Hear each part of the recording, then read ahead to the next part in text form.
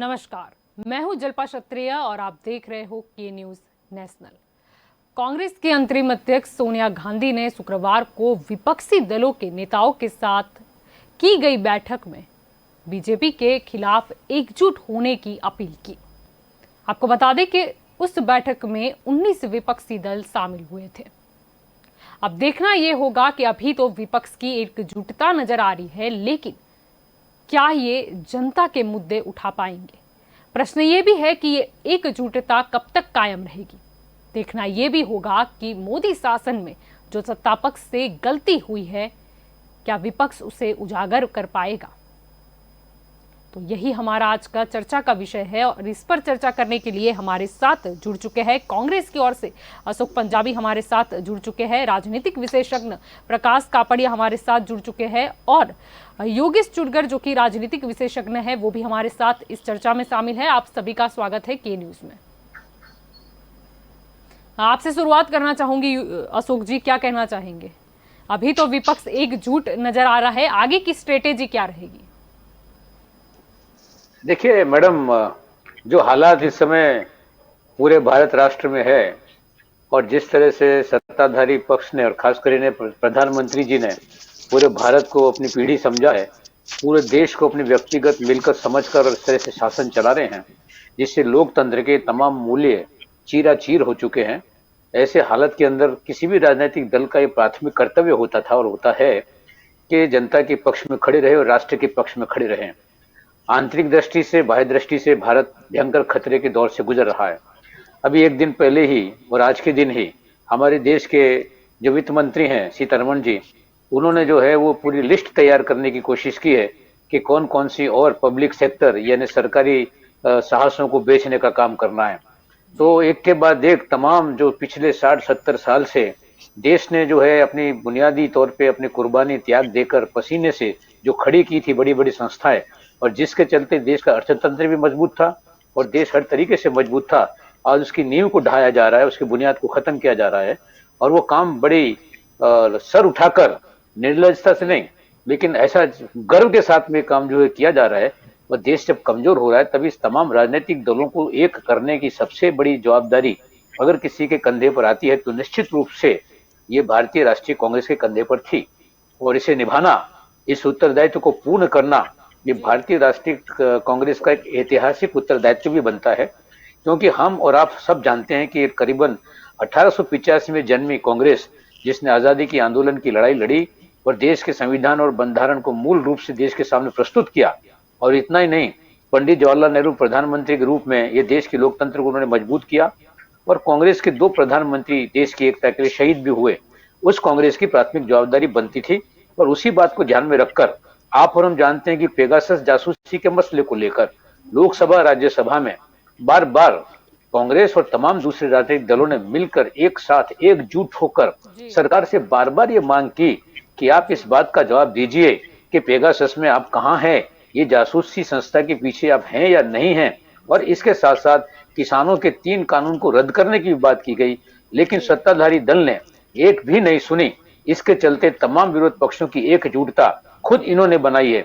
और मैं तो ये कहता हूं, मैं प्रधानमंत्री जी का आभार मानता हूं और उन्हें शुक्रिया अदा करता हूं कि आज पूरे देश में अगर ये राजनीतिक दल एक आ रहे हैं, करीब आ रहे हैं, तो उसकी बुनियाद में खुद ये प्रधानमंत्री हैं, उनकी रीति नीति है, उनका क्रियाकलाप है, उनकी सोच है, उनकी पद्धति है, जिसके चलते एक के बाद एक उनके साथी भी उनको छोड़ते चले जा रहे हैं। और दूसरी तरफ जनता का एक के बाद एक हिस्सा जो है वो दुर्घटनाग्रस्त हो रहा है, बड़ी खराब हालत में पहुंच रहा है। इसलिए सोनिया जी ने जो तमाम विरोध पक्षों को इकट्ठा किया और बुलाया कि भाई आप सब आइए, मिलकर बैठेंगे, चर्चा करेंगे। राष्ट्र को बचाने का सवाल खड़ा हो गया है। सत्ता दूर रही, सत्ता तो आज है कल नहीं है, सत्ता कभी किसी की वफादार नहीं रही है, सत्ता बदलती रहती है, लेकिन राष्ट्र रहता है, देश रहता है, देश महान है, राष्ट्र महान है। राजनीति तो उसका एक छोटा सा पहलू है। और जब ये बात है तब खुद सोनिया जी ने कहा कि 2024 का इलेक्शन हम लड़ेंगे, मिलके लड़ेंगे, और वो मिलके लड़ेंगे इस दल को हराने के लिए। मैं फिर से आपके सामने प्रस्तुत करना चाहता हूं कि श्री नरेंद्र मोदी नहीं, प्रधानमंत्री नहीं, ये देश की विचारधारा को बचाना है जो हजारों सालों से चली आ रही है। एक ऐसी दिशा के ऊपर देश को ले जाने की कोशिश हो रही है, अगर वो अमल में आ गया तो मैं नहीं समझता हमारे देश का क्या होगा। इसलिए ये जो एकता है, ये विचारों की एकता है, सत्ता प्राप्ति की एकता नहीं है। ये जो एकता है देश को बचाने की एकता है। और देश को बचाने का जब सवाल आता है तो हर राजनीतिक दल और हर भारतीय व्यक्ति अपनी कुर्बानी देने के लिए तैयार होता है। जी आज मैं कहना चाहता हूं कि देश का हर राजनीतिक दल, हर इंसान जो आज भारत में रह रहा है, हर देश का आदमी जो है वो राष्ट्रभक्त है। जी कांग्रेस भी राष्ट्रभक्त है, भारतीय जनता जी पार्टी भी राष्ट्रभक्त है, हर पार्टी राष्ट्रभक्त है। लेकिन जिस रीति नीति से भारतीय जनता पार्टी और संघ परिवार चल रहा है, खास करके मुझे कहना चाहिए कि आरएसएस और बीजेपी दोनों ने मिलकर एक के बाद एक जो साधनों को बेचना शुरू किया है, खानगीकरण करने की बात हो रही है। खुलेआम कहा जा रहा है हम ये बेचेंगे, बेचा भी जा रहा है एक के बाद एक। और जी दूसरी तरफ बेरोजगारी को रोकने का कोई कदम नहीं उठाया जा रहा है, जासूसी हो रही है, हमारी सीमाओं के ऊपर चारों तरफ खतरा मंडरा रहा है। तो देश आज खतरे से जब जा रहा है, तब ये एकता, विपक्षी एकता ये रहेगी और मजबूती के साथ एक बनकर जो आगे बढ़ेगी। और सोनिया जी ने खुद कहा है कि इसका नेतृत्व कौन करेगा, ये हम तय नहीं करेंगे, जनता तय करेगी। प्रजा हमारी नेता है, जी हम उसके साथ जी हैं। जी बिल्कुल। भाजपा की ओर से शैलेश परमार भी हमारे साथ जुड़ चुके हैं। शैलेश जी, सबसे पहले स्वागत है आपका के न्यूज में। क्या कहना चाहेंगे? विपक्ष अभी एकजुट हो गया है, बात हो जनता के मुद्दे, महंगाई की बात हो, या तो फिर डामाडोल अर्थतंत्र की बात हो निजीकरण की, क्या कहना चाहेंगे?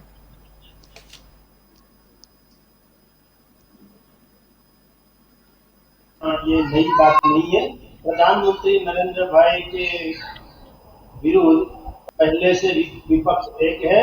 इलेक्शन में भी विपक्ष एक हो गया था, फिर भी नरेंद्र भाई का जो शासन था, नरेंद्र मोदी गवर्नमेंट वन, उनका जो शासन था, उनकी जो शासन करने की जो थी, उनके लिए सब लोग एक जुट होके नरेंद्र मोदी का विरोध करना ये सही सही तरह से विरोध कर रहे हैं। मगर मैं ये कहना चाहता हूँ कि सिर्फ नरेंद्र भाई का विरोध मत करो। ये जो जनता है, जनता क्या कर रही है? जनता ने गुजरात में एक भी सीट सांसद की कांग्रेस को नहीं दी है, किसी और को भी नहीं दी। ये जनता ही दिखाई देती है, जनता ही बोलती है कि हमें तो नरेंद्र भाई मोदी का शासन चाहिए, ये नरेंद्र भाई मोदी का शासन चाहिए। इसीलिए जनता हमारे साथ है, और जनता इसीलिए हमारे साथ है कि नरेंद्र भाई मोदी ने विकास का काम किया है। नरेंद्र भाई मोदी ने विकास करने की जो एकजुट होकर सामने आते हैं। मगर ये जो कोरोना था, तब भी सभी लोग एकजुट होकर सामने आए थे, और कोरोना में मदद करने की बजाय नरेंद्र मोदी का विरोध करना, यही बात उन्होंने की थी, वो भी सब लोग जानते हैं। जी, आप प्रकाश जी, आपकी ओर आना चाहूंगी। यहाँ पर तो मुद्दे काफी है। क्या लगता है, अगर विपक्ष सही में एकजुट होकर प्रयास करेगा तो क्या हमें परिणाम देखने को मिल सकता है? देखो, यदि विपक्ष एकजुट होकर के प्रयास करता है तो प्रजा अभी परेशान है। लेकिन प्रजा ये चाहती है कि भाई हमें कुछ न कुछ बदलाव लाना है शासक पक्ष में। लेकिन इनकी विचारधारा अलग अलग होने से थोड़ा किस तरह से इनकी रणनीति तय होती है, स्टार्टअप लेवल है। इससे पहले अभी ब्रेकफास्ट मीटिंग हुई, उसमें आम आदमी पार्टी नहीं आई, बसपा नहीं आई, सपा नहीं आई। अभी फिर दूसरी मीटिंग जो फ्राइडे को हुई, उसमें भी ये तीन पार्टियां जो है उन्होंने हिस्सा नहीं लिया। तो विपक्ष की जो भूमिका है वो तो अदा कर रहे हैं, वो ऐसी बात नहीं है सब विपक्ष मिले हैं, वो बात अच्छी है कि राष्ट्र का हित है उसमें ही मिले हैं। जैसे अभी अशोक भाई ने बताया कि सत्ता किसकी आती है वो तो अलग बात है, लेकिन अपनी विचारधारा जो है 19 पक्ष है, उनकी विचारधारा एक होनी चाहिए। बिन सांप्रदायिकता पहले प्रजा चाहेगी। अभी जो भी विकास के नाम पे सांप्रदायिक ताकतों को आगे रख करके, जातिवाद और कोमवाद को रख करके वो सत्ता पे आए, ये बात निश्चित है और प्रजा समझती है। महंगाई की बात है, वो प्रजा के लिए प्राथमिक तब वो है घोषणा कि कौन पक्ष हमारी महंगाई कम करने के लिए वचन देता है और कर पाएगा, दोनों चीज है। बाकी जो private sector, public sector private sector की तरफ कन्वर्ट होना, ये लोकशाही में कि इतने लोग गरीबी रेखा के नीचे जीते हैं, मोर देन 60% लोग बिलो पॉवर्टी लाइन है। ऐसे संकट के समय में मिडिल क्लास और पुअर क्लास के जो पब्लिक सेक्टर का सब्जेक्ट है उसको खानगी क्षेत्र में ये लोग परिवर्तन कर रहे हैं, ये प्रजा को पसंद नहीं है। और इसका मतलब ये है कि देश पूरा पूरा मूढ़ीवाद की तरफ जा रहा है, कैपिटलिज्म की तरफ जा रहा है। वो कब जाना चाहिए? जब 5% गरीब रहते हुए और 95% अमीर होवे है हमारे देश की जनता में, सब तो ठीक। ये बराबर है। जी लेकिन इस समय में यह जो प्राइवेट सेक्टर को प्रोत्साहन देना, उससे भ्रष्टाचार बढ़ता है और मिडल वर्ग और गरीब वर्ग है उसका आर्थिक शोषण होता है, विकास रुकता है। अपने बोलते हैं विकास बढ़ता है, लेकिन ओनली एक अमीरों का विकास होता है जी या बड़े उद्योगपतियों का विकास होता है, बाकी सब रह जाते हैं। तो यह एक देश में जो इकट्ठे हुए हैं, ये बात बराबर है कि महंगाई भी बढ़ी हुई है, पेट्रोल डीजल के दाम जी ज्यादा है। तो शिक्षा जो नीति है जी अभी नवी ला रहे हैं, लेकिन इसके पहले कई जी बार एजुकेशन पे चर्चाएं हुई है। लेकिन गरीब बच्चे हैं वो शिक्षक से शिक्षण से आज भी वंचित है। आरटीई का अमल पूरे देश में नहीं हो पा रहा है पूरी तरह से। और वो कांग्रेस ही लाई थी राइट टू एजुकेशन, कि गरीब का बच्चा अमीर के साथ जी क्यों नहीं पढ़ सकता है, यह प्रश्न लेकर के आए थे और वो कानून भी बना। जी इम्प्लीमेशन नहीं हो रहा तो प्रजा नाराज, तो आरोग्य में भी जी प्रजा नाराज है। जी तो ये जो बदलाव आया है इसके लिए विपक्ष इकट्ठे हुए हैं, लेकिन अकेला विरोध करने से मैं समझता हूँ हल नहीं निकलेगा। इनको कुछ कॉन्क्रीट बताना पड़ेगा कि हम ये काम करेंगे जी जी और उससे प्रजा को यह फायदा होगा। क्यों एक बार एक टाइम पे भाजपा भी विपक्ष में थी, जी तो उन्होंने भी प्रजा को कुछ बताया, तभी प्रजा में परिवर्तन आया। तो इनकी एक विचारधारा जो नहीं होते हुए भी एक विचारधारा से नेतृत्व को आगे रख करके आएंगे, तो इनको कुछ न कुछ प्रजा के हित में, पब्लिक इंटरेस्ट में कुछ न कुछ इनको बोलना पड़ेगा। और जैसे अभी शिवसेना इनके साथ है, जी मैं जी ऐसा मानता हूँ। तो शिवसेना एक सांप्रदायिक ताकत है। अशोक भाई से मैं बात करता हूँ कि ये जो है थोड़ी रणनीति आपको स्ट्रॉन्ग करनी पड़ेगी जी कि हमको बिन सांप्रदायिक ताकतों को इकट्ठा रखना है। ऐसा कुछ न कुछ आपको प्रजा को आश्वासन और वो देना पड़ेगा, तो ही प्रजा उसका विकल्प सही मिलेगा और परिणाम लक्ष्य मिलेगा, तो ही प्रजा का जोक बदलेगा। नहीं जी तो मोदी की साइकोलॉजी में इतने परफेक्ट है कि पॉलिटिकल साइंस पढ़े हुए हैं, प्रजा को आकर्षित करने की शक्ति है उन्होंने। जैसे उन्होंने उस दिन चुड़कर साहब ने बताया था कि दो जादूगर है, तो ये जादूगर दो बताए थे जादूगर इन्होंने। आकर्षित करता ही है। जी अभी जादूगर देखो आकर्षित मेरा, कर लेता है सबको। जी नहीं वही बोलता, ऐसा कांग्रेस में कोई जादूगर है तो आप जी बताइए, नहीं नहीं, आप बने जादूगर तो झूठा जादूगर। होता है ना। नहीं वो मैं जादूगर समझ तो गया, झूठा होता लेकिन है, जादूगर गलत होता है। जादू पब्लिक है मतलब ना। क्या, लोगों को सत्य से अलग ले जाना। जी नहीं ऐसा कपड़े साफ, देखो, जादू का मतलब क्या?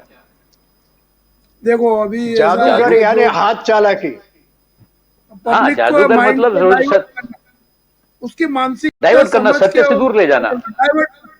वो सत्य जी या असत्य वो सच, बात अलग है, लेकिन प्रजा का जी मानसिकता बदल देना जी वो एक यानी हाँ, आवड़त है, सच्चाई जो से ऐसा दूर नई ले लहर जाना। आई थी वैसी कोई लहर फिर से लानी, मतलब कोई छवि खड़ी करनी पड़ेगी आगे, मतलब करनी कि आपको जी कोई एजेंडा मजबूत रखना पड़ेगा। पंजाबी साहब, आप सोनिया गांधी से या जिससे भी कहिए, जो भी विपक्ष के लोग इकट्ठे हो रहे हैं, उसमें मैं बोलता हूँ आप यदि आम आदमी पार्टी भी नहीं आ रही है उसको भी नोटा दीजिए, ऐसा मेरा कहना है। जी पहले उन्होंने बताया कि उसको नोटा नहीं मिला इसलिए वो जी आए नहीं, लेकिन अभी वास्तविकता क्या है ये मालूम नहीं, आपको मालूम जी है। बिल्कुल। ऐसा नहीं नहीं, वो मैं योगेश तो बताऊंगा सबसे जी आपको। जी ठीक है। जी बिल्कुल, योगेश जी आपकी ओर आना चाहूंगी, क्या कहना चाहेंगे? अभी 19 विपक्षी दल के नेता शामिल हुए थे, शुक्रवार को एक बहुत ही अहम बैठक भी थी, लेकिन कहीं ना कहीं सपा दूर रही, बसपा दूर रही, आम आदमी पार्टी भी दूर रही। क्या लगता है कि क्या इसके पीछे की वजह कहीं जो आने वाले स्टेट में इलेक्शन आ रहे हैं, जैसे खास करके उत्तर प्रदेश की हम बात करें, यानी कहीं ना कहीं नहीं उन्हें डर है कि कहीं हम अभी विपक्ष के साथ एकजुट होने गए तो दूसरी पार्टियां हमें शायद दबाने की कोशिश करेगी या यहाँ पर भी हमें जबरदस्ती गठबंधन में लाने की कोशिश करेगी, इसीलिए पहले उन्होंने सोचा है कि स्टेट इलेक्शन के हालत देख ले उसके बाद सोचेंगे। क्या लगता है? जलपा जी, आपने बताया कि 19 पॉलिटिकल पार्टी इकट्ठा हुई। जी मैं सिर्फ एनालिसिस कर रहा था, इसमें से 19 में से कितनी नेशनल पार्टी है, राष्ट्रीय पार्टी कौन सी? सिर्फ एक, कांग्रेस। 100 साल से पुरानी कांग्रेस अकेली भाजपा के सामने चुनाव नहीं लड़ सकती, ये उनकी कबूलात है। वो लोग अभी 2014-2019 के बाद वो लोग समझ गए कि हम तो ये मोदी का सामना नहीं कर सकते, अकेले तो नहीं कर सकते। इसीलिए ये सब गठबंधन करने का पहले भी प्रयास हुआ, अभी भी हो रहा है। कितना सक्सेसफुल होगा वो, इसलिए मुझे डाउट है कि बाकी की जो पार्टियां हैं उनका अपने स्टेट में थोड़ा भी प्रभुत्व है, उसका स्टेट में कुछ चलता है। जैसे कि डीएमके एडीएमके की बात करो तो उनका तमिलनाडु में चलेगा, और ममता जी की बात करो तो उसका बंगाल में चलेगा। बाकी कौन से स्टेट में ये पार्टी को कोई जानता है या उसके पास कोई ऐसे चेहरा है? तो ये जो गठबंधन है वो मेरे ख्याल से एक मिक्स जैसा हुआ। सिर्फ कांग्रेस ऐसी है कि जो सभी स्टेट में कुछ न कुछ उसका अस्तित्व है। हाँ, वो अभी इतना उसके पास जोर नहीं है। वो क्या कारण है वो तो अशोक भाई बताएंगे, लेकिन 100 साल पुरानी पार्टी को अभी ये कबूल करना पड़ता है कि हम अकेले भाजपा के साथ नहीं लड़ सकते। अच्छा, मैं थोड़ा पीछे के इतिहास में जाऊं तो ये बात पहले हुई थी कि कांग्रेस को बिन कांग्रेसी पार्टियां सब इकट्ठा हो गए। उस टाइम कांग्रेस के सिवा कोई इतनी बड़ी नेशनल पार्टी नहीं थी, भाजपा थी, लेकिन उसका प्रभाव इतना नहीं था। फिर भी इन लोगों ने इमरजेंसी के कारण, इंदिरा जी की जो इमरजेंसी की पॉलिसी थी उसको विरोध में जनता गवर्नमेंट बनाई, और वो सब पार्टियां इकट्ठा होके जनसंघ था वो भाजपा में कन्वर्ट हो गया, बाकी के पार्टी भी जनता पार्टी में हो गई।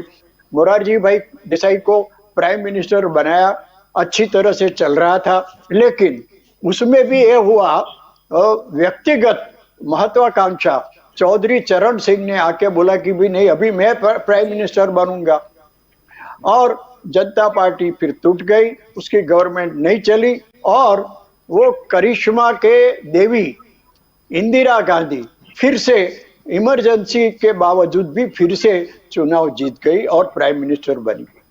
ये एक हकीकत है। तो ये जो गठबंधन होता है वो एक विचारधारा का नहीं होता है, उसका सभी स्टेटों में उसका प्रभाव नहीं होता है। इसके कारण ये गठबंधन कितना सक्सेसफुल होगा, कितना असरकारक रहेगा, ये मेरे लिए डाउट है। जी, अशोक जी आपकी ओर आना चाहूंगी। यहाँ पर प्रश्न ये आता है कि 2024 तो चलो दूर है, उससे पहले कई स्टेट में विधानसभा के चुनाव आने वाले हैं। क्या यहाँ पर भी एकजुटता दिखाई देगी?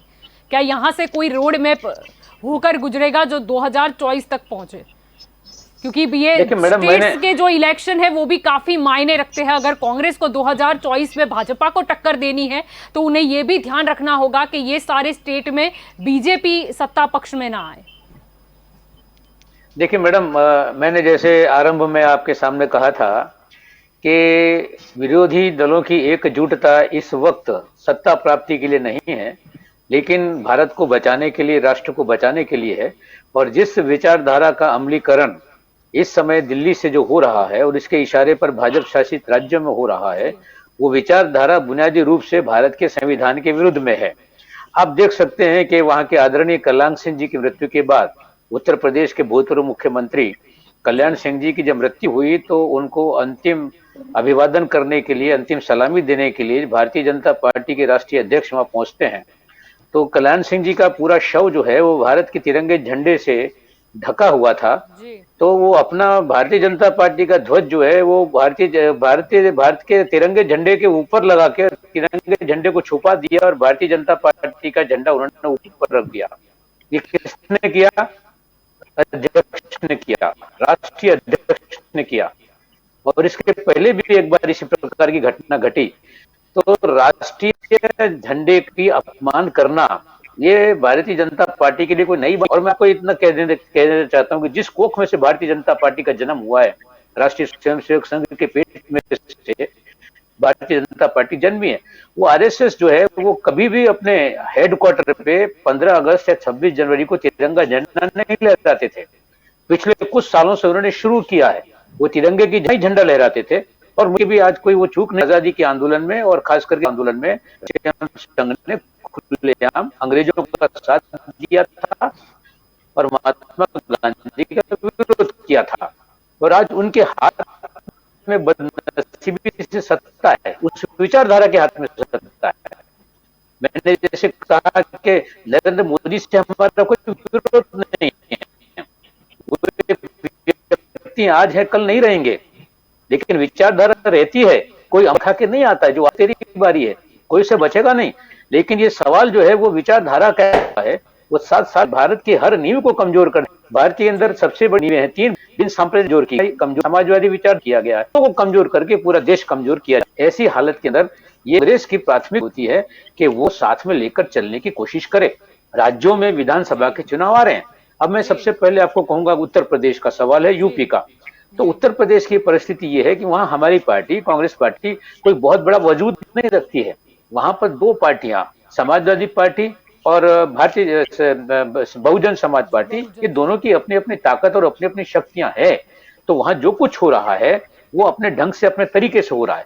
लेकिन हमारा जो लक्ष्यांक है राज्यों के साथ साथ 24 का जो इलेक्शन है, जहां से भारत की सत्ता की गंगोत्री निकलती है, लोकसभा, वहां से जो है वहां पर इस विचारधारा को पराजित करना ये भारत राष्ट्र की प्राथमिकता होनी चाहिए और लोगों की प्राथमिकता होनी चाहिए। इसलिए इस प्रक्रिया में मैं पूरा विश्वास आपको कहना चाहता हूं कि 2024 आते आते मैं फिर से कहना चाहता हूं कि हम सत्ता नहीं चाहते हैं। कांग्रेस का कोई प्रधानमंत्री नहीं बनेगा। कांग्रेस ने ये नहीं, ये व्यक्ति प्रधानमंत्री बनेगा, प्रधानमंत्री का सवाल उठता ही नहीं है। आज सबसे बड़ा सवाल ये है कि देश को बचाना है। अब देखिए ना, मुझे अफसोस और दुख के साथ कहना पड़ता है, सीतारमण जी को कह दिया गया है कि आप लिस्टेड तैयार करिए। पार्टी को हराना है, चलो सत्ता नहीं लेना है कांग्रेस का मकसद, विचारधारा कुछ तो रोड में करना पड़ेगा। उसके लिए स्ट्रेटेजी भी तो इस्तेमाल करनी पड़ेगी। जैसे विधानसभा चुनाव की बात कर ली उत्तर प्रदेश की, कहीं ना कहीं कांग्रेस को भी वहां पर मजबूती दिखानी होगी, वरना लोगों का भरोसा कैसे बैठेगा। नहीं, वो तो हो ही रहा है। देखिए इस समय छत्तीसगढ़ में, पंजाब में और हमारे यहाँ अपने राजस्थान में कांग्रेस की सरकार है। मध्य प्रदेश के अंदर कैसे तोड़फोड़ की सारा देश जानता है। और लगभग सभी राज्यों में, जैसे गुजरात ले लीजिए आप, हर राज्यों के अंदर बुनियादी तौर पे ऑपोजिशन पार्टी कांग्रेस काम कर रही है और हर पार्टियों का अपना अपने राज्य में जगह है। तो जैसे तमिलनाडु में डीएमके का अपना स्थान है, उसी तरीके नवीन पटनायक ने भी इशारा किया है उड़ीसा के अंदर कि वो भी जो है वो मोदी शासन से त्रस्त हो चुके हैं, जिस प्रकार से वो शासन कर रहे हैं। और दूसरी तरफ राव जो है तेलंगाना में, वो भी त्रस्त हो चुके हैं। इस तरह से पूरे हलेक राज्यों में जो पार्टी मजबूत है उसी को आगे रखा जाएगा। वहां पर कांग्रेस, और जहां पर कांग्रेस नहीं है, लोकल पार्टी है, वो सहायता करेगी कांग्रेस को। बिल्कुल बिल्कुल, जहां जहां जैसे भी लोगों को कहना चाहते हैं कि नरेंद्र मोदी अजय नहीं है, वो जो है वो जिस प्रकार से बड़ी 1,00,000 करोड़ रुपए की बात अभी वहां से की है, लाल किले से झूठी और बड़ी बातें बोल के देश के लोगों को गुमराह करने में माहिर। ये इतना ही नहीं, लेकिन मुझे दुख के साथ ये कहना पड़ रहा है कि जिस तरह से सीतारमण जी को एक काम सौंप दिया है देश की मिल्कतों बेचने का, यही नरेंद्र मोदी साहब बोलते थे मैं देश को बिकने नहीं दूंगा, आज ये खुद बेच रहा है, पूरे देश को बेचने का काम कर रहे हैं, पूरे देश को है एकदम भिखारी बनाने का काम कर रहे हैं, इससे भाव बढ़ा रहे हैं, बेरोजगारी ला रहे हैं, क्या क्या नहीं हो रहा है। ऐसी हालत में सीधी सादी बात यह है, आपका हमारा पूरे राज्यों का सबका है।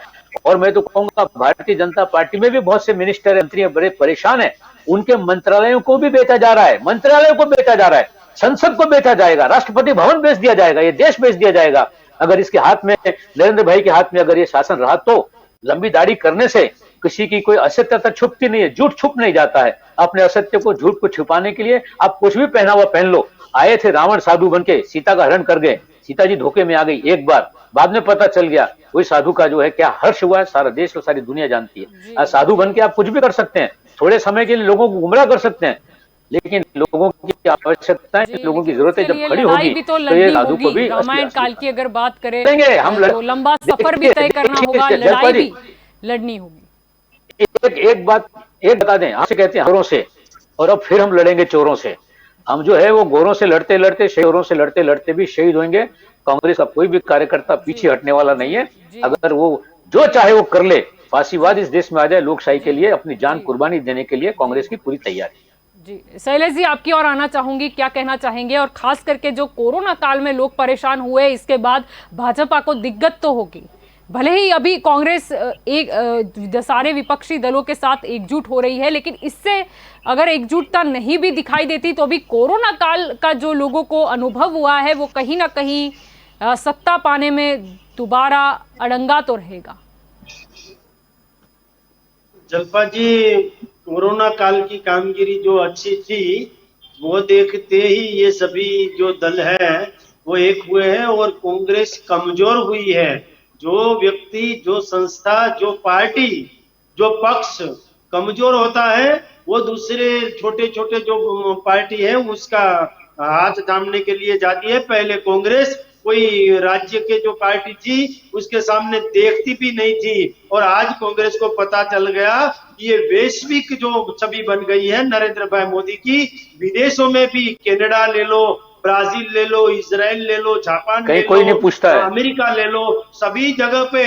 और जो अध्यक्षता हमारे यूएनओ की अध्यक्षता भी की तो उससे ही पता चलता है कि विदेश की धरती कोरोना पर भी काल की दूसरी अध्यक्षता करने लहर का भारी तो पड़ेगी मतों पर। हाँ, विदेश की धरती पर अध्यक्ष बनने का मौका पहली बार भारत को मिला है, वो भी नरेंद्र पहली बार नहीं मिला है, इसके पहले भी 1952 में था, 1980 पहले भी 3 बार हो चुका है। अरे भाई बीच में झूठ मत बोलिए, आपने ढंग से बात नहीं की, फिर भी मैं वो सब जी बीच में नहीं बोला। शैलेश जी, कोरोना के बारे में चर्चा कर रहे हैं, कोरोना के बारे में, कोरोना कितना भारी पड़ जाएगा भाजपा पर? कोरोना की महामारी जिस तरह आई थी उसमें लोगों की मदद करनी थी, लोगों को रेमडेसिविर इंजेक्शन देना था, लोगों को ऑक्सीजन पहुंचाना था। ये सरकार को ही करना पड़े ऐसा नहीं होता है। जो सेवाभावी संस्थाएं हैं वो काम कर रही थी। सेवाभावी संस्थाएं काम करेगी तो सरकार क्या करेगी? आगे नहीं बोला कि ये हमने सेवा की। कांग्रेस आती थी सिर्फ कोरोना की कामगिरी का विरोध करने के लिए बाहर निकलती थी। ये अच्छी बात नहीं है। भारतीय जनता पार्टी ने लोगों की सहायता की है। कोरोना की महामारी में भारतीय जनता पार्टी का एक एक कार्यकर्ता बाहर निकला है और लोगों की सेवा की है, सिविल हॉस्पिटल में गया है। तो फिर गृह मंत्रालय के एक पैनल ने प्रधानमंत्री कार्यालय को चेतावनी जारी की है, national institute of disaster management, जिसके तहत जो कमिटी बनी थी उसने कहा है कि ये जो अक्टूबर आ रहा है उसमें संक्रमण पीक पर होगा, यानी तीसरी लहर की उन्होंने चेतावनी दी है। और ये भी कहा है कि तैयारी जो है वो पूरी नहीं हुई है, यानी बी अलर्ट। क्या कहना चाहोगे? चेतावनी जाहिर करनी पड़ी। वो बात आपकी है, मगर मैं ये क्या बात है? मेरी बात है, बात वो सही होगी, मैं ये नहीं बोलता मैं सही होगी, मगर ये भी आपको मानना पड़ेगा कि WHO पीएमओ को चेतावनी गृह मंत्रालय ने दी है, मैंने चेतावनी नहीं दी है। गृह मंत्रालय ने पीएमओ को चेतावनी दी। पीएमओ किसी की सुनता नहीं। मैं चाहता हूँ कि जब कोरोना की महामारी चल रही थी तब गुजरात समेत पूरे भारत को WHO वर्ल्ड हेल्थ ऑर्गेनाइजेशन ने भी बधाई दी थी और अच्छी कामगिरी है ऐसा भी कहा था। और जो काम करता है उससे थोड़ी कोई मिस्टेक भी होती है, भूल भी होती है, मगर जिसको काम करना ही नहीं है उससे कुछ भूल नहीं होती। मगर मैं ये भी कहना चाहता हूँ कि कोरोना की महामारी में आत्मनिर्भर भारत की तहत हमने यहाँ ऑक्सीजन प्लांट भी लगवाए।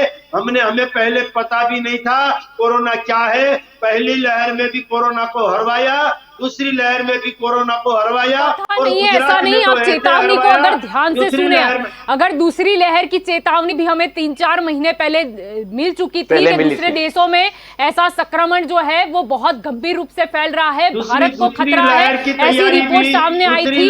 तब अगर हमने ध्यान दिया होता तो दूसरी लहर इतनी भारी न पड़ती। ने तैयारी कर ली थी, पहले से तैयारी की थी। अगर तैयारी की होती तो इतनी लाइनें ना लगती और ऑक्सीजन प्लांट बाद में नहीं पहले तैयार हो जाता, कई लोगों की जान बच जाती। शैलेश जी, कहना चाहता हूँ इंजेक्शन के बिना मर गए, ऑक्सीजन के बिना मर गए। कांग्रेस के अरे यार बीच में मत बोलो यार, आपकी बारी थी तब कुछ बोल नहीं सके, अब हम बोल रहे हैं तो बीच में बोल रहे हो आप। जब आपको मौका मिलता है तो कुछ बोल नहीं सकते। जी शैलेश जी, कोरोना की तीसरी लहर क्या है तैयारी? हाँ, तीसरी लहर जैसे आ रही है, तीसरी लहर का सामना करने के लिए गुजरात भी तैयार है, दूसरे स्टेट भी तैयार है और नरेंद्र भाई मोदी भी तैयार है। उनकी गवर्नमेंट जो मोदी 2 गवर्नमेंट है वो भी तैयार है। जन आशीर्वाद इसलिए ही लिए है और जन आशीर्वाद से कोरोना नहीं आएगा। क्या बात है? SOP का पालन करके जन आशीर्वाद में सभी लोगों को कहा है SOP के कि पालन की तीसरी बात लहर ना के करिए लिए शैलेश जी, तो अच्छा हमारी होगा। सरकार तैयार है और हमारे केंद्रीय आरोग्य मंत्री जो है, केंद्रीय कैबिनेट मंत्री जो है, हेल्थ जी, वो मिनिस्टर भी है, कोरोना को जी, भूलकर आए मांडविया हैं ने भी रैली में। कहा जी है कि ये सरकार मोदी गवर्नमेंट 2 तीसरी लहर के लिए भी तैयार है। सभी तरह की तैयारी हो चुकी है और गुजरात ने तो दूसरी लहर में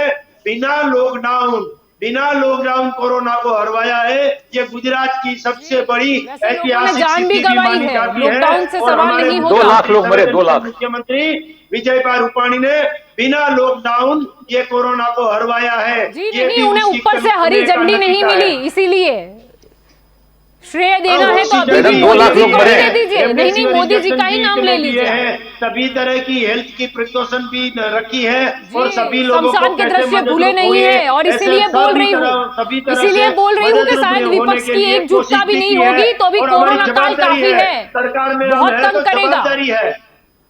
जी प्रकाश मैडम, जी 2 आपकी लाख ओर लोग आना मरे हैं जी। गुजरात में। जी प्रकाश जी गुजरात आपकी में ओर 2 आना लाख लोग मरे चाहूंगी, हैं क्या कोरोना में। कहना चाहेंगे? यहाँ पर चेतावनी भी जारी कर दी गई है, क्या लगता है? अभी विपक्ष की एकजुटता की हम बात कर रहे हैं, हम दूसरे मुद्दों की, महंगाई की बात कर रहे हैं, हम अर्थतंत्र डामाडोल है उसकी बात कर रहे हैं, लेकिन कहीं ना कहीं दूसरी लहर के बाद जो लोगों को अब समझ में आ गया है कि कितना जरूरी होता है कि जो सरकार है वो सुघड़ हो, उनका जो निर्णय है, उनका जो मैनेजमेंट हो वो प्रॉपर हो। अगर नहीं होता है तो जनता को ही भुगतना पड़ता है। और ये सब फेस करने के बाद अब तीसरी लहर की चेतावनी भी जारी कर दी गई और उसमें स्पष्ट कहा गया है कि अलर्ट रहिए और तैयारी पूरी कीजिए, क्योंकि तीसरी लहर से लड़ने के लिए अभी की परिस्थिति में तो हम सक्षम नहीं है। जी प्रकाश जी। हमारे देश के शासनकर्ताओं की ये कम नसीबी है कि वो जब बहुत मृत्युआंक बढ़ जाता है तब जगते हैं।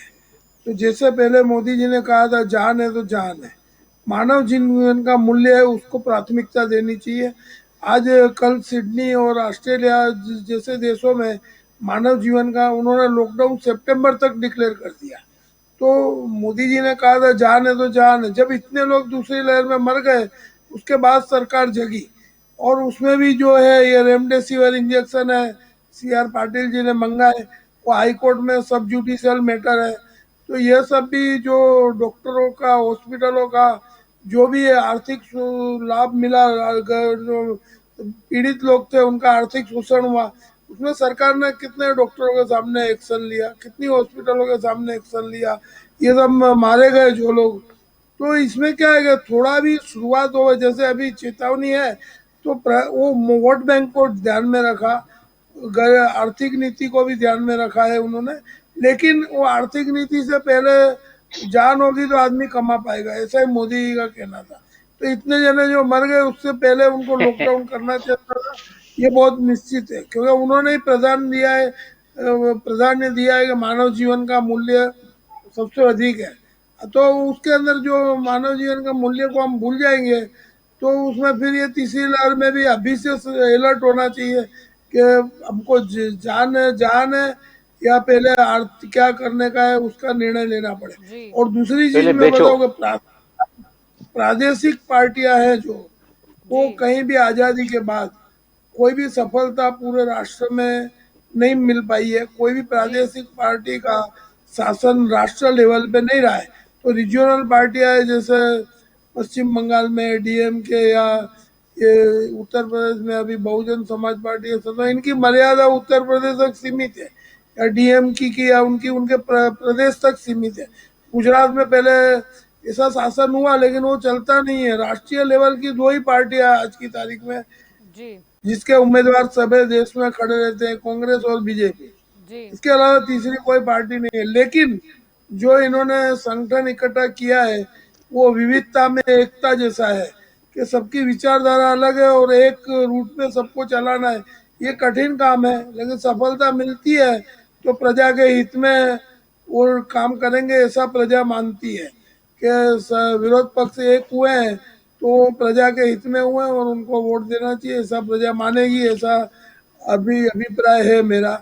लेकिन इसके बाद क्या परिस्थिति का निर्माण होता है वो तो वक्त बताएगा कि एजेंडा आपका, विरोध पक्ष का जी भूमिका का एजेंडा कैसा रहता है, उसमें रणनीति क्या रहती है, उसमें जी घोषणाएं क्या होती है, उस पर प्रजा निर्भर करती है। जी बिल्कुल। योगेश जी, आपकी ओर आना चाहूंगी। यहाँ पर जो 19 दल इकट्ठा हुए हैं, उसमें जैसे कि हमारी बात हुई कि ज्यादातर जो पार्टियां हैं वो स्थानिक लेवल पर है, यानी कि स्टेट लेवल की हम बात कर ले। हर एक स्टेट की बात करें तो वहां पर जातिगत समीकरण अलग है, वहां पर प्रांत की कुछ समस्या है वो अलग है। यानी ऐसा ना हो कि कहीं ना कहीं मोदी सरकार या फिर भाजपा सरकार के सामने सारे एकजुट होकर लड़े, उससे पहले ही अंदर अंदर प्रांतवाद या जातिगत कुछ हमें देखने को मिल जाए। क्योंकि अक्सर ये होता है राजनीति में कि कहीं ना कहीं जब भी कोई पार्टी बैठती भी है गठबंधन में या फिर शामिल भी होती है, इकट्ठा भी होती है, तो सब अपनी ही बात करते हैं, नहीं कि उनका ओवरऑल गोल क्या है या फिर क्या उनका मतलब समांतर मुद्दा है। आपने जो बात कही उसका मैं यूपी का उदाहरण लेता हूं। अभी यूपी में भाजपा और नीतीश कुमार की दोनों पार्टियों ने मिलकर सरकार बनाई, चलो अच्छा हुआ। लेकिन अभी आप अखबार पढ़े तो हर रोज कोई न कोई बात आती है, नीतीश कुमार नाराज है, मोदी उनसे मिलने का टाइम नहीं देते। अभी नीतीश कुमार ने जो अपना कार्ड खेला है कि जाति आधारित वस्ती गणतरी हो, ये जो छोटी छोटी बातें दोनों पार्टियां, ये तो सिर्फ दो पार्टियां है, तो दो पार्टियों में इतना मतभेद है तो 19 पार्टियों का क्या होगा? सबका कुछ न कुछ एजेंडा होगा। ये सब मिलने के बाद भी मुझे लगता नहीं है कि ये लोग कुछ कर सकेंगे। अच्छा, आपने एक कोरोना के थर्ड वेव की बात की, तो हमारे एक भाई ने बताया कि सेकंड वेव जब आया तो हमने कोरोना को हराया। ये हराया शब्द मुझे कुछ समझ में नहीं आया। 8,000 से ज्यादा हमारे डॉक्टर उसमें गए, 8,000 से ज्यादा। कितनी मरी पूरे देश में, वो आप देखिए। पब्लिक की बात, मैं तो मेरी बात करता हूं, मेरे 5 स्वजन इसमें हमने गंवाए, तो हमने कोरोना को क्या हराया मुझे समझ में नहीं आता। और कोरोना के कारण प्रजा इतनी हैरान हो गई है, आज भी उनकी मुश्किलियां है, बेरोजगारी है। और आज अखबार में मैंने पढ़ा कि कुछ व्यापारी लोगों वो अपना धंधा छोड़ के कुछ लारी चलाने का धंधा कर रहे हैं, लारी चला तरकारी का धंधा कर रहा है। तो ये कोरोना की असर आज तक है। अच्छा, कई लोग उसमें रोजगारी अपनी गई। अभी एजुकेशन की तो मैं बात ही नहीं करूंगा, उसमें आपने ये 1.5 साल में क्या किया, पूरे देश में भी देखो, गुजरात में भी देखो। और हमारे बच्चे को अमेरिका या तो ऑस्ट्रेलिया में एडमिशन लेने का प्रॉब्लम हो गया, हमने एजुकेशन का क्या किया? तो ये हम लोग हाँ अपनी पीठ थपथपाए कि हाँ हमने बहुत अच्छा किया, तो अच्छी बात है, आप खुश रहो, भगवान आपको मदद करे।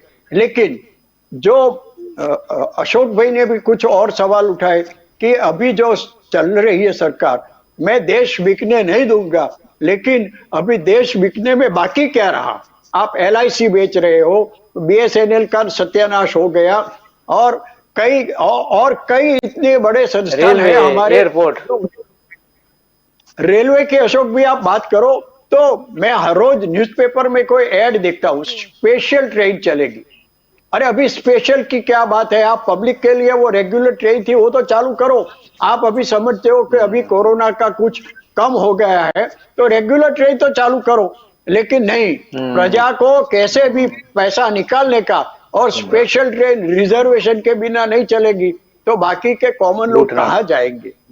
हाँ, तो ये रेलवे, ये पब्लिक को लूटने की बात हो रही है। तो इसके बारे में कोई नहीं सोचता है। और मुझे लगता है कि रेलवे के बारे में तो कांग्रेस को आवाज उठानी चाहिए कि अभी ये स्पेशल ट्रेन सब बंद कर दो, रेगुलर ट्रेन चालू कर दो।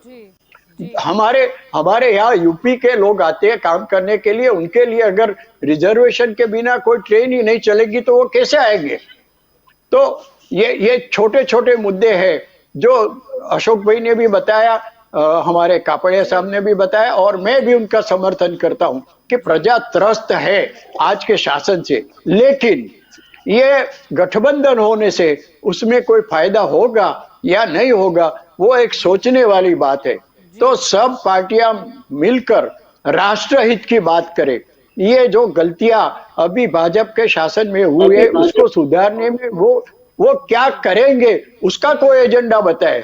ये भाजपा ने गलत किया वो सही है, लेकिन उसके बदले आप क्या करेंगे वो तो प्रजा को बताना पड़ेगा। बाकी इसको हटाओ वाली बात नहीं है बराबर, हम इससे अच्छा करेंगे।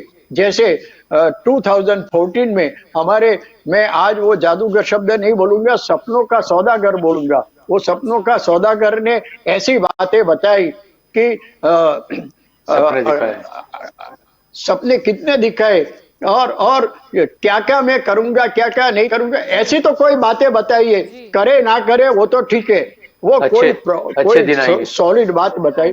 अच्छे दिन आएंगे, वो तो आ गए, हमने कोरोना में देख लिए, बहुत अच्छे दिन आ गए, कई लोगों का स्वर्गवास हो गया। लेकिन मैं अशोक भाई से और बाकी की पार्टियों को बोलता हूं कि कुछ न कुछ सॉलिड बातें बताइए कि हम ये करेंगे और करके दिखाएंगे। जी बिल्कुल, अशोक जी आपकी ओर आना चाहूंगी। यहाँ पर जिस तरीके से योगेश जी बात कर रहे हैं, सवाल तो उठा लेंगे, महंगाई का सवाल उठा लेंगे हम, अर्थतंत्र की जो डामाडोल परिस्थिति है, सवाल हम कोरोना काल के में जो लोगों को दिक्कतें पड़ी उसके भी उठा लेंगे, लेकिन साथ में ही जवाब भी तैयार रखना होगा। क्योंकि अगर जैसे कि सब एकजुट होकर भी जाते हैं, चर्चा करते हैं, तो लोग अब यही पूछने वाले हैं कि आप अगर पेट्रोल डीजल की कीमतें कम करेंगे, कैसे करेंगे, क्या है इसकी स्ट्रेटेजी, क्या है इसकी ब्लूप्रिंट। अगर आप अर्थतंत्र जीडीपी को मतलब ऊपर ले जाना चाहते हैं, क्या है आपके पास योजना। क्योंकि लोग शायद बहुत हुई महंगाई की बार ये मतलब सुन के मत दे चुके हैं और फिर कुछ नहीं हुआ। यानी आप सवाल तो खड़े करेंगे ही, जनता के ही सवाल है, लेकिन साथ में जवाब भी इस बार तैयार रखना पड़ेगा। देखिए मैडम, ऐसा है कि 214 के पहले यूपीए की सरकार थी, वो भी गठबंधन की सरकार थी, और आज जो है एनडीए की सरकार है, वो भी गठबंधन की सरकार है। तो 2014 से पहले जो परिस्थिति थी हमारे देश में, अब मैं ज्यादा बात नहीं करता, डीजल पेट्रोल और गैस का भाव आप देख लीजिए, मोदी शासन के 7 साल में ही 2 गुना हो गया है। यानी 400 में बिकने वाली गैस है वो 800 की हो गई, पेट्रोल जो था वो डबल हो गया, डीजल डबल हो गया। तो यूपीए की सरकार जो थी वो 45, 50, 60 साल के बाद में जितना भाव लेके आई, वो 7 साल में एनडीए की सरकार यानी मोदी की सरकार ने 7 साल में इसको दुगना कर दिया। तो यूपीए गवर्नमेंट के पास में, जबकि आज तो इसका बहुमत है, अकेला बीजेपी का बहुमत है, इसके पहले भी अकेला बीजेपी का बहुमत था। और यूपीए की जब सरकार थी 2004 में, तो भी बहुमत कांग्रेस का नहीं था, 2014 में थी तो भी बहुमत कांग्रेस का नहीं था, मिलीजुली सरकार थी, तमाम राजनीतिक दल शामिल थे। और इतना ही नहीं मैडम, मैं भी ये याद दिलाना चाहता हूं कि गठबंधन की सरकारों का युग आज से शुरू नहीं हुआ। अभी जो तमाम विरोधी पक्ष एकजुटता बता रहे हैं, ये कोई शंका का विषय नहीं है। सबसे पहले गठबंधन की सरकारें बनी थी 1968 में, 1968 के अंदर संयुक्त विधायक दल बना था। उस समय तो भारतीय जनता पार्टी कहीं कोने में नजर नहीं आ रही थी। वो टाइम पे जनसंघ थी, और जनसंघ जो था वो दीपक था जिसका निशान, वो कम्युनिस्ट पार्टी के साथ मिलकर, यानी भारतीय कम्युनिस्ट पार्टी और जनसंघ दोनों ने मिलकर संयुक्त विधायक सरकारें बनाई थी 1968 में, कांग्रेस को हराने के लिए, कांग्रेस को पराजित करने के लिए। 1968 में ये तमाम राजनीतिक दल एक हुए थे। उसके बाद में इमरजेंसी का दौर आया, इमरजेंसी के दौर के अंदर कांग्रेस को पराजित करने के लिए ये जनसंघ वाले, मैं बता रहा हूं किस प्रकार से ये भारतीय जनता पार्टी का असली चेहरा, तो लोग जब अध्ययन करेंगे तब उनको पता चलता है कि असली चेहरा क्या है। पहले कम्युनिस्ट पार्टी के साथ 1968 में सरकार बनाई, बाद में जम्मू कश्मीर के अंदर महबूबा के साथ में सरकार बनाई, और 1975 के अंदर जब ये जनसंघ खुद अपना दीपक बुझा दिया, अपना नाम बदल दिया और जनता पार्टी का नाम हासिल करके जनता पार्टी में घुस गए। और फिर जब डबल मेंबरशिप के नाम पे, डुअल मेंबरशिप थी, एक तरफ आरएसएस के भी आप मेंबर हो, एक तरफ भारतीय जनता पार्टी के मेंबर हो, तो समाजवादी पार्टी ने वो सवाल उठाया था, राजनारायण जी ने, मधु लिमाई ने, ये सब ने सवाल उठाया था, और इसी मुद्दे पर जनता पार्टी टूटी। और फिर बाद में यही जनसंघ वाले जो पहले जनसंघ में थे, फिर जनता पार्टी में चले गए, फिर वापस भारतीय जनता पार्टी बना ली, और जो है वो कमल का फूल हासिल कर लिया। वो वहां पे भी एनडीए की सरकार थी। ये तो 2 साल से नरेंद्र मोदी जी आए तब से 2 बार से बहुमत की सरकार है, ये हम कबूल करते हैं, लोगों ने विश्वास रखा है, भरोसा रखा है इनके ऊपर। लेकिन जिस तरह से भरोसा टूट रहा है, आज उसके खिलाफ में सभी एक हो रहे हैं, सभी राजनीतिक दल जो है एकजुटता बता रहे हैं, और वो एकजुटता पहले नहीं बताई गई, इसके पहले भी एकजुटता लोगों ने बताई है। मुझे पूरा विश्वास है कि महंगाई के सवाल के ऊपर ये कांग्रेस और तमाम दूसरे राजनीतिक दल है एक विकल्प उनके सामने प्रस्तुत करेंगे। और जिस तरह से बैंकों को तोड़ा जा रहा है, बैंकों के एकीकरण के नाम से बैंकों की भूमिका खत्म की जा रही है, सारे का सारा अर्थतंत्र अदानी और अंबानी को सौंपा जा रहा है। और जिस तरह से किसानों का भी जो ताकत है वो भी अदानी अंबानी को सौंपी जा रही है। जिस तरह से कापड़िया साहब बोल रहे थे कि पूंजीवादी अर्थतंत्र, पूंजीवादी समाजतंत्र, पूंजीवादी राजतंत्र, आज पैसे और दौलत की ताकत को इतना बढ़ा दिया जा रहा है कि राष्ट्रीय एकता, राष्ट्रीय भावना, जनता की आवाज, जनता की आवश्यकताएं कोने में फेंक दी जा रही है। और इस समय सिर्फ एक और दो आदमी का राज नहीं, आज 4 आदमी का राज हिंदुस्तान पे चल रहा है। अमित शाह, नरेंद्र मोदी, अदानी और अंबानी, 2 पूंजीपति और 2 राजद्वारी, ये 4 लोग मिलकर ये जो चौकड़ी बोलते हैं, आज पूरे देश को गलत रास्ते पे ले जा रहे हैं। उसका मुकाबला करना सबके लिए पावन कर्तव्य है। और मैं आपको दावे से कहता हूं, भारतीय जनता पार्टी में भी ऐसे लोग हैं जो मोदी शासन से बिल्कुल खुश नहीं है। समय आएगा वो भी बाहर निकलेंगे और वो भी मोदी के तानाशाही के खिलाफ, उसकी डिक्टेटरशिप के खिलाफ में। मैं आखिर के अंदर एक बात कहकर अपनी बात पूरी करूंगा कि मोदी साहब को तो 303 सीटें मिली हैं भारतीय जनता पार्टी को, लेकिन राजीव गांधी जी को 400 से ज्यादा सीटें मिली थी 1985 में। और बोफोर्स के सवाल के ऊपर, बोफोर्स में भ्रष्टाचार हुआ, बोफोर्स में भ्रष्टाचार हुआ, क्या नहीं किया था भारतीय जनता पार्टी वालों ने, जमीन आसमान एक कर दिया था, पार्लियामेंट नहीं चलने दी थी। और वो टाइम पे बहुमत होने के बावजूद भी, 400 सीटें होने के बावजूद भी राजीव गांधी ने अपने खिलाफ में ज्वाइंट पार्लियामेंट्री कमेटी जेपीसी की रिपोर्ट दी थी। और आज 303 सभ्य है, लेकिन इतनी तानाशाही चल रही है मोदी साहब की, इतनी डिक्टेटरशिप चल रही है, साहब मुख्तारशाही चल रही है। ऐसे तानाशाह न तो लीबिया में था, ऐसा तानाशाह न तो इराक में था, और न कहीं पर भी है। जिस तरह से बहुमती के जोर पर लघुमती को दबाया जा रहा है, खत्म किया जा रहा है, उसके खिलाफ आज तमाम राजनीतिक दल एक हो रहे हैं और जनता भी एक हो रही है। जी शैलेश जी, आपकी ओर आना चाहूंगी। यहाँ पर तो विपक्ष की एकजुटता हमें सुनाई दे रही है, हमें देखने को मिल रही है। आगे भाजपा क्या करेगा? अगर सारी पार्टी एकजुट हो जाती है, क्या भाजपा अकेली रह जाएगी, या भाजपा भी, जैसे सपा है, बसपा है, आप है, जिसने अभी तक विपक्ष की एकजुटता में वहां पर दामन नहीं थामा, क्या उनको आपकी ओर लाने का प्रयास किया जाएगा या फिर अकेले ही लड़ा जाएगा? पहले तो जल्पा जी मैं ये कह दूं कि ये जो एकजुट हुए हैं ना, उसमें एनडीए का कोई भी पक्ष जो है, एनडीए में शामिल पार्टी एक भी नहीं गई है, ये एक बात। और जो लोग एक हुए हैं वो किसके सामने एक हुए हैं? नरेंद्र मोदी की ताकत के सामने एक हुए हैं, नरेंद्र मोदी की गवर्नमेंट से डर के एक हुए हैं, ये भी कहना चाहिए। और राष्ट्रीय हित की बात योगेश जी कर रहे थे, मुझे तभी बोलना था, मगर ये कांग्रेस की तरह मैं बीच में नहीं बोलता।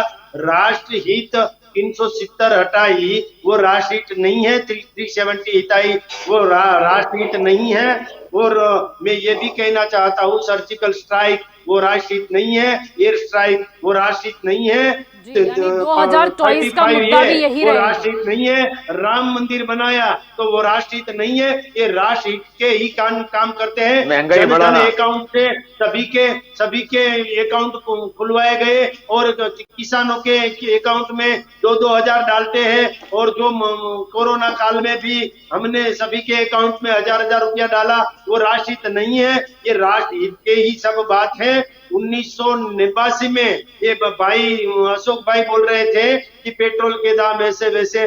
1989 में पेट्रोल का भाव 8 रुपीस और 50 पैसा था। बढ़ते जब नरेंद्र भाई मोदी के पास 2014 में शासन आया, तब पेट्रोल के दाम 65 रुपीस थे और आज बढ़ते मानो कि 100 रुपये के नजदीक पहुंच गए। ये पेट्रोल के दाम है, वो इंटरनेशनल जो लेवल पर तो पेट्रोल की जो बढ़ता है, मैं ये भी कहना चाहता हूँ वो तो कम हुआ है। हाँ नहीं, कम जो रॉ मटेरियल का खर्चा है वो ज्यादा हुआ है। पता नहीं चल रहा है। इसीलिए वो मैं ये भी कह दूं कि गुजरात में सभी राज्यों के मुकाबले, सभी राज्यों के कंपैरिजन में, और राजस्थान के कंपैरिजन में गुजरात की बात करनी हो तो आप चर्चा के चक्रवात में आइए। यहाँ पर हम नेशनल मुद्दे पर चर्चा कर रहे हैं। शैलेश जी, आप बताइए ना, नेशनल लेवल पर हम क्या कर सकते हैं? पेट्रोल डीजल पर ही आते हैं, पेट्रोल डीजल पर ही आते हैं, क्या कर सकते हैं हम? जी शैलेश जी, क्या कर सकते हैं? कुछ तो करना होगा। मैं ये कहना चाहता हूँ कि पेट्रोल डीजल की बात अशोक जी ने छेड़ी थी कि पेट्रोल डीजल के दाम कम थे। कब कम थे? कांग्रेस में कब कम थे? कांग्रेस में भी। अरे 2014 में क्या भाव था? इसीलिए तो हम आंदोलन 2014 में क्या था? बीच में मत बोलो यार। शैलेश जी, भारतीय जनता पार्टी ने ही कहा था बहुत हुई महंगाई की मार, और इसी पर आपको मत मिले थे, यानी आपको ही कम करने हैं, आपको ही कम करने हैं। महंगाई की मार आपको ही दूर करनी है शैलेश जी। मोदी टू सब कुछ गवर्नमेंट जो मुमकिन है। है, मोदी टू गवर्नमेंट जो है, पेट्रोल के दाम, डीजल के दाम कैसे कम हो, इसी बात पे ही ध्यान केंद्रित करती है। जी। और ये जो एकजुट होने वाली बात है, आप सभी लोग समझिए, एक विपक्ष व्यक्ति एकजुट हो रहा नरेंद्र है मोदी जी, विपक्ष एकजुट हो रहा है, उनके पास मुद्दे हैं, महंगाई का मुद्दा है, अर्थतंत्र जो डामाडोल है, निजीकरण है, आप उन मुद्दों को ही खत्म कर दीजिए, सॉल्यूशन ले आइए।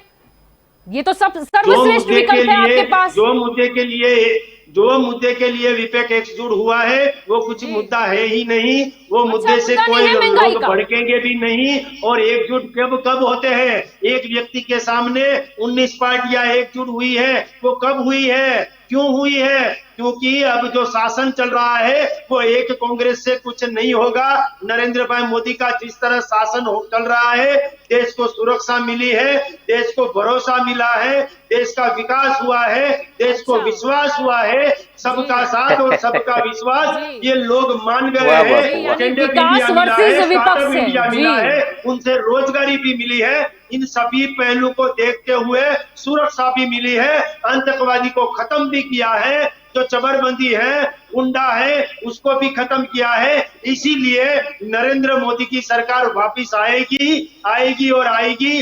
2022 में गुजरात की सरकार हो या 2024 में नरेंद्र भाई मोदी की केंद्रीय गवर्नमेंट हो, मैं ये भी कहना चाहता हूँ कि ये जो 43 मिनिस्टर नरेंद्र भाई मोदी ने गवर्नमेंट में बनाया है मोदी जी ने, उनमें ओबीसी भी लिए गए हैं, उनमें महिलाओं को भी प्रतिनिधित्व दिया गया है, ठीक फरमाया जी, बिल्कुल बिल्कुल बिल्कुल बिल्कुल 12 महिलाओं को बिल्कुल प्रतिनिधित्व सही बात दिया है। विपक्ष एकजुट हो जाए, लेकिन जातिगत समीकरण में किसी की ताकत है कि भाजपा को मात दे पाए? सही बात है, सही बात है आपकी। अनुसूचित जाति को भी प्रतिनिधित्व मिला है, सभी को प्रतिनिधित्व देने वाली ये सरकार है। समझ सकते हैं, जाति ज्ञाति समझ सकते हैं, सभी को, सही सभी बात है। राज्य को भी प्रतिनिधित्व दिया है। सही बात है, इसीलिए कैसे कोई कहते हैं चाणक्य नीति को सबका साथ हरा और जाए। सबका विकास। हर जगह ममता बनर्जी तो नहीं होती। योगेश जी, आपकी ओर आना चाहूंगी, क्या कहना चाहेंगे?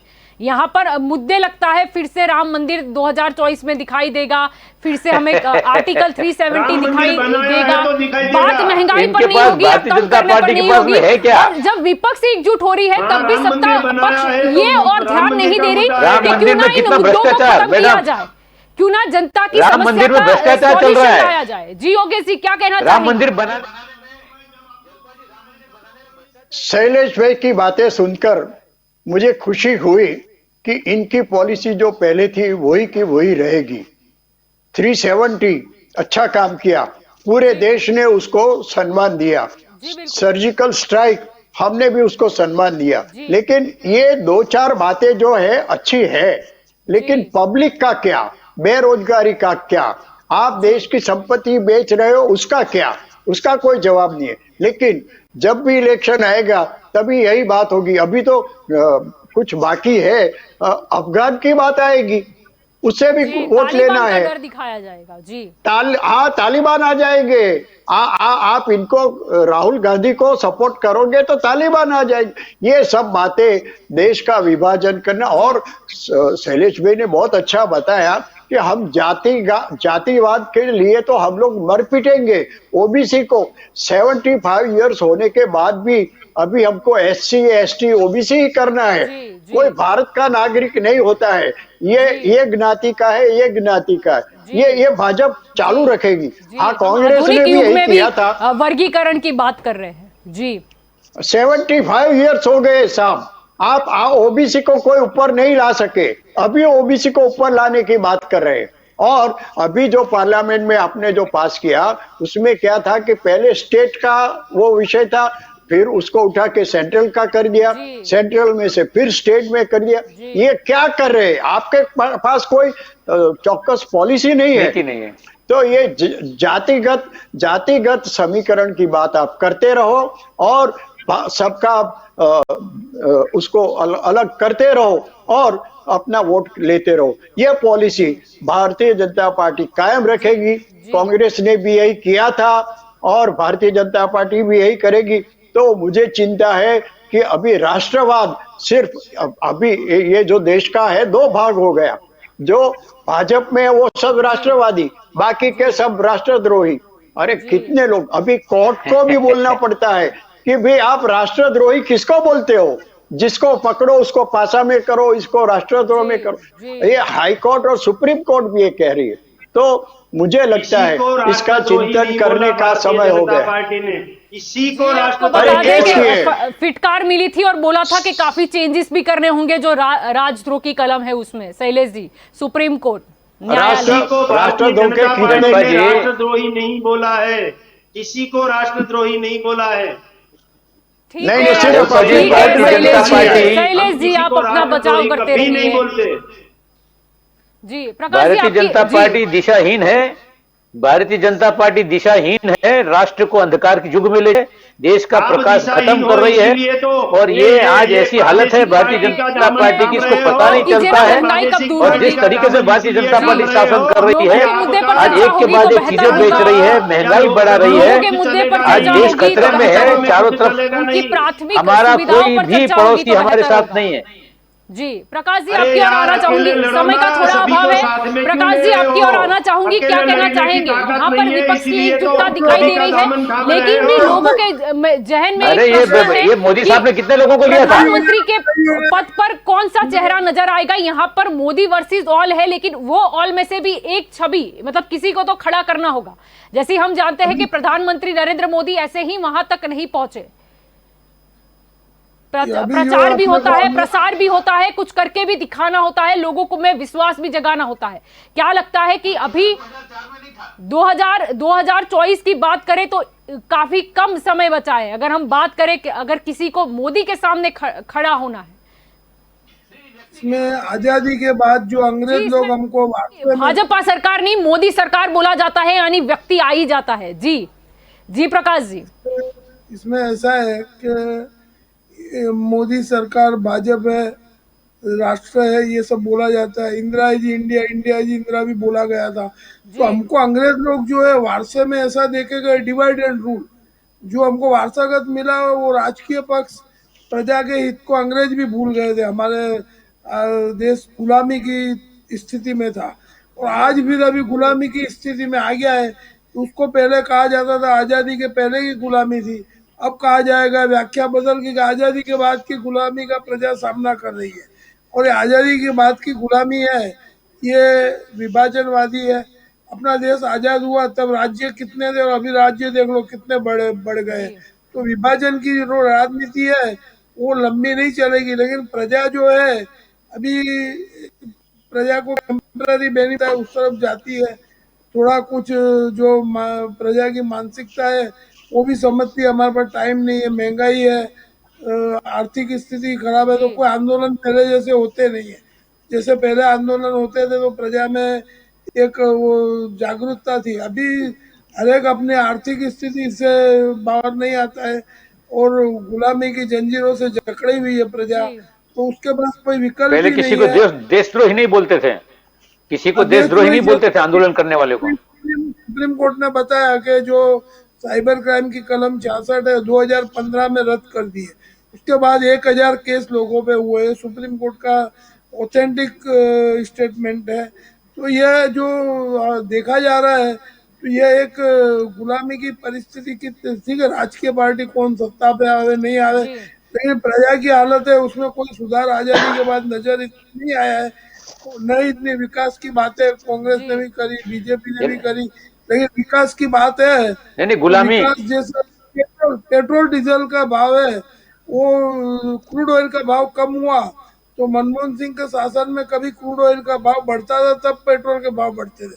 अभी उल्टी परिस्थिति है कि क्रूड ऑयल का घटता और पेट्रोल के बढ़ रहे हैं। तो विपरीत दिशा की परिस्थिति है और ये विपरीत दिशा अंधकार युग आ गया। पहली बार जी ये विपरीत परिस्थिति को का तो फॉर्मूला ही बदल गया। जी प्रजा की मजबूरी है कि उसके साथ जीना पड़ेगा, महंगाई के साथ जीना पड़ेगा। जो भी शिक्षा नहीं होगी वंचित अच्छे दिन आ गए ना, अच्छे दिन। मजबूरी है प्रजा की और उसके पास कोई अच्छा विकल्प विपक्ष का मिले तो आप नेतृत्व को बदलने में देर नहीं करती है। भी प्रजा है, गुजरात में भी कई बार नेतृत्व, ये ओबीसी के बारे में आंदोलन हुए, जो भी हुआ तो नेतृत्व बदला भी गया था। तो ये जो हमारे देश की जो प्रजा है वो ये समझ रही है, जैसे अशोक भाई ने बताया कि भाई आजादी के बाद की गुलामी है, उसमें से निकलना चाहती है।